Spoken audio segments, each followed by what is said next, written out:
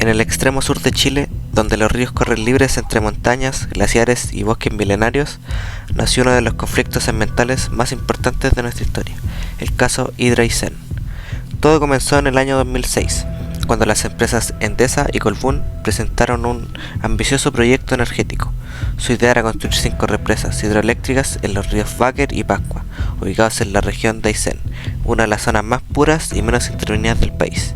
El objetivo, generar energía para abastecer principalmente a la zona central de Chile, donde se concentra la industria y la población.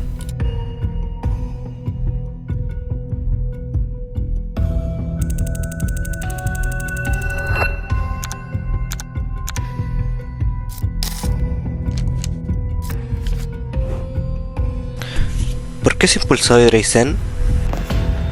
Chile necesitaba más energía entre 2000 y 2010. La demanda eléctrica aumentó casi un 50% de nuestra industria. El crecimiento urbano y el desarrollo del norte minero exigían un suministro estable.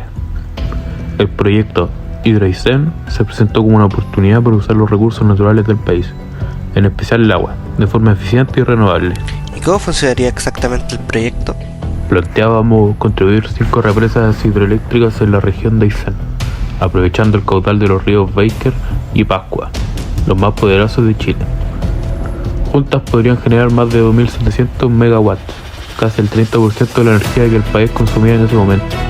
La idea era transmitir esa energía hacia el centro del norte del país a través de una línea de más de 2.000 kilómetros. Era un desafío técnico enorme, pero posible. Con ello podríamos reducir la dependencia de combustibles fósiles importados. Entiendo. Sin embargo, hubo mucha oposición. ¿Cómo la enfrentaron? Sí, hubo una reacción muy fuerte. Se generó una ola de desinformación. Algunos grupos ambientalistas exageraron con los impactos, sin reconocer los beneficios sociales y económicos.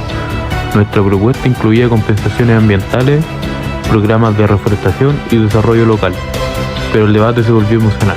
Entendemos que la gente ama la Patagonia, pero también debemos pensar en el futuro energético del país. ¿Cambiaría algo hoy mirando hacia atrás?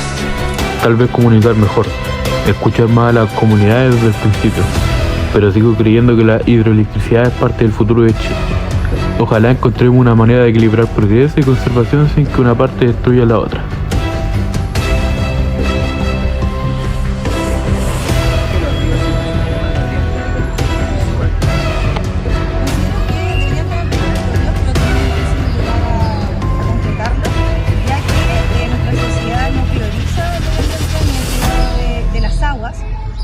Porque no hay una educación tampoco que nos lleve hacia ese lugar.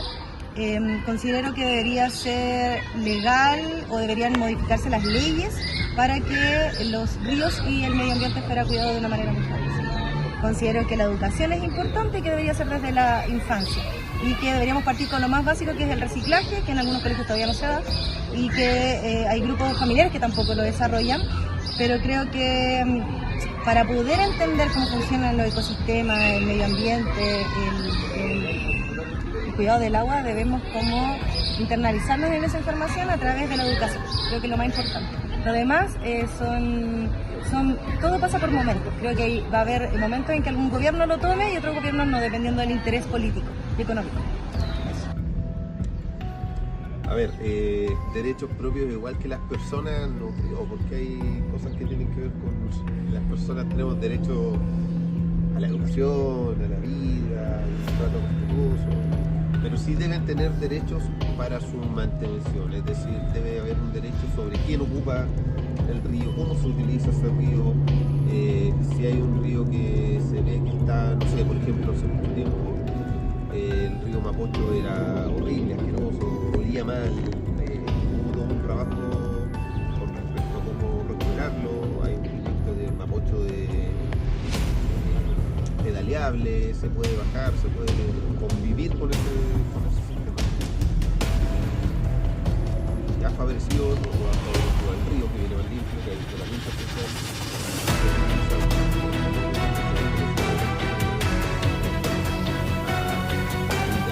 En la Constitución actual de 1980 vigente, se reconoce el derecho a vivir en un medio ambiente libre de contaminación según el artículo 19, número 8.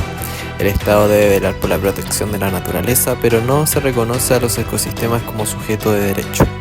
La propiedad privada tiene gran fuerza legal, lo que a veces entra en conflicto con la conservación ambiental. En la práctica, la protección de la Patagonia depende de leyes políticas ambientales específicas como la Ley de Bases del Medio Ambiente o la Ley de Parques Nacionales. Más que un mandato constitucional directo, las comunidades locales, pueblos originarios, tienen participación limitada en decisiones sobre proyectos que afectan al territorio, como hidroeléctricas o explotaciones mineras. En la propuesta de nueva Constitución del 2022 rechazada, reconoció la naturaleza como sujeto de derecho y el Estado como custodiador de los ecosistemas, incorporado el principio de la justicia ambiental e integracional, protegiendo ecosistemas claves como los glaciares, ríos, bosques y humedales patagónicos, garantizaba el derecho humano al agua priorizando su uso para el equilibrio ambiental y las comunidades, daba mayor participación a los pueblos originarios en la gestión del territorio, habría permitido acciones legales directas para defender los ecosistemas de la Patagonia si eran amenazados. Revalorización del saber ancestral mapuche y tehuelqueche. Cosmovisión basada en el respeto a la tierra, ñuque, mapu, y la armonía con el entorno. Ganará reconocimiento constitucional, protección del patrimonio natural y espiritual, montañas, ríos y bosques considerados sagrados. Tendrían un amparo más fuerte. Educación cultural, ambiental, escuelas y comunidades podrán enseñar prácticas tradicionales de cuidado del territorio. Identidad territorial, se reforzaría el sentido de la pertenencia y el orgullo cultural vivir en la Patagonia.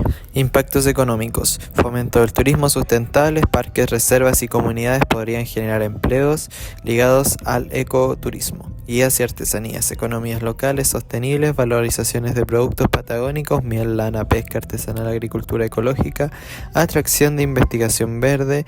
La conservación puede impulsar a proyectos científicos y energías renovables y limpias. Limitación para las industrias contaminantes. Las nuevas normas habrían restringido las actividades con alto impacto ambiental, minería o hidroeléctrica invasiva. El proyecto Hidroicén habría significado la inundación de más de 5.900 hectáreas de bosques, valles y terrenos rurales, la pérdida del hábitat natural de especies como el huemul, el cóndor, el puma y diversas aves nativas, la construcción de represas que alterarían el curso natural de los ríos Váguer y Pascua, considerados entre los más caudalosos y limpios del planeta, una línea de transmisión eléctrica de más de 2.000 kilómetros que atravesaría 9 regiones del país, afectando a parques nacionales, tierras agrícolas y comunidades locales. Además del daño ambiental, se preveía un impacto social profundo, desplazamiento de familias, pérdida de actividades tradicionales y ruptura del paisaje cultural de la Patagonia. ¿Cómo vivieron ustedes el anuncio del proyecto? Fue un golpe duro. De un día para otro empezaron a llegar ingenieros, encuestadores, máquinas. Nos hablaban de progreso, pero nadie nos explicó bien qué iban a hacer. Cuando entendimos que iban a inundar parte del valle, que el río iba a cambiar su curso, muchos sentimos miedo y rabia. Este río nos da vida. De él sacábamos agua, pescado y hasta turismo. ¿Y cómo afectaba a la comunidad? Las represas no solo destruyen tierra, también destruyen la historia. Aquí hay campos heredados por generaciones. Había casas, animales y cementerios. Todo habría quedado bajo el agua. Nos decían que habría trabajo, pero solo durante la construcción. Después, ¿qué? El turismo, que es nuestra principal fuente de ingresos, habría desaparecido. ¿Quién viene a ver ríos tapados por represas? ¿Participaste en el movimiento de oposición? Sí, con toda mi familia. Al principio nos daba miedo hablar, pero empezamos a organizarnos, a marchar, a mostrar lo que iba a pasar. Vinieron periodistas, estudiantes, voluntarios, fue un hermoso sentir ese apoyo. Cuando vi a la gente de Santiago gritando Patagonia sin represas, supe que no estábamos solos. ¿Y cómo cambió la comunidad después del rechazo del proyecto? Fue como recuperar la esperanza. Mucha gente empezó a valorar más el lugar donde vivimos. Se abrieron proyectos turísticos, emprendimientos sustentables, educación ambiental para los niños. Hoy sentimos orgullo de haber defendido nuestra tierra. La lucha nos unió como comunidad y nos enseñó que la voz de los que vivimos aquí también importa. Fue una mezcla de alegría y alivio. Fueron años de lucha y sacrificio y esperanza. El rechazo de Hydra y Zen en 2014 marcó un precedente. La gente sí puede cambiar el rumbo de las decisiones, pero también fue una advertencia. Los conflictos socioambientales seguirán apareciendo mientras el modelo siga priorizando la ganancia por sobre la vida. Si pudieras enviar un mensaje a las futuras generaciones, ¿cuál sería? Que nunca se olvide de que la naturaleza no se defiende sola. Los ríos, los bosques, los animales, todo depende de nosotros. Y que el progreso verdadero no es destruir para ganar dinero, sino que vivir en equilibrio con lo que nos rodea. El caso Hydra y Zen puso en debate varios derechos fundamentales. El derecho a vivir en un medio ambiente libre de contaminación, reconocido en el artículo 19, número 8 de la Constitución chilena. Este derecho se vio amenazado por el riesgo de alterar irreversiblemente un ecosistema único. Segundo, el derecho a la participación ciudadana en decisiones públicas, donde miles de personas sintieron que sus voces no fueron escuchadas durante la aprobación del proyecto. Tercero, el derecho de las comunidades locales y pueblos rurales, la protección de sus modos de vida, su relación con la tierra y el agua. Como cuarto, el derecho de la naturaleza, que no están reconocidos suficientemente en Chile. En este caso, respecto a la idea de que los ríos, bosques y montañas también tienen un valor intrínseco más allá del uso económico. El conflicto nos hizo reflexionar sobre una profunda pregunta: ¿tiene la naturaleza el derecho a existir por sí misma sin ser explotada? El proyecto de dirección habría significado la eliminación de grandes enclaves entre hectáreas de bosques, valles y terrenos libres, la pérdida del hábitat natural de especies como el común, el cóndor,